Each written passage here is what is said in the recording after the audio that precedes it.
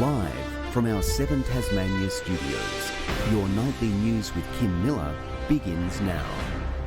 Good evening. The former Treasurer has taken aim at Tasmania's Hospitality Association over poker machine reforms. Michael Ferguson accusing the group of trying to stop the move, which would see mandatory pre-commitments for players. The extraordinary broadside giving further fuel to concerns the laws will be watered down or scrapped altogether.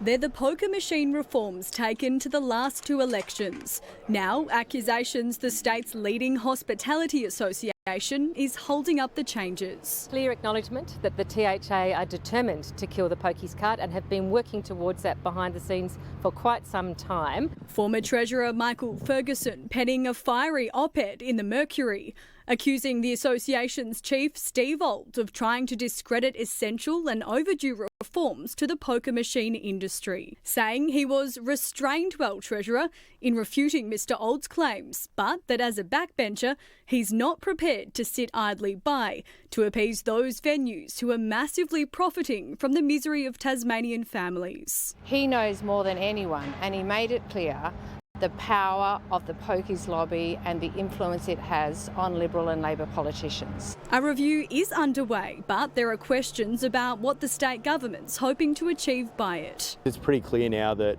Jeremy Rockcliffe is going to roll back on the reforms that the Liberals have been talking about for the last 2 years. We are committed to harm minimisation. What we need to understand is what are potentially impacts to industry, because there are some of those things that government needs to be cognisant of. The THA is yet to comment on the accusations. Independent Christy Johnson says she plans to move an urgent motion when Parliament returns later this month.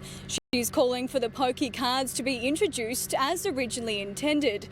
She's also seeking a conscience vote, meaning politicians wouldn't be bound by their party's values. It's important that this government policy remains strong. We are asking the Premier that he commits to what was announced in 2022 with all of the card features. Michael Ferguson also didn't front cameras today, but this war of words is far from over.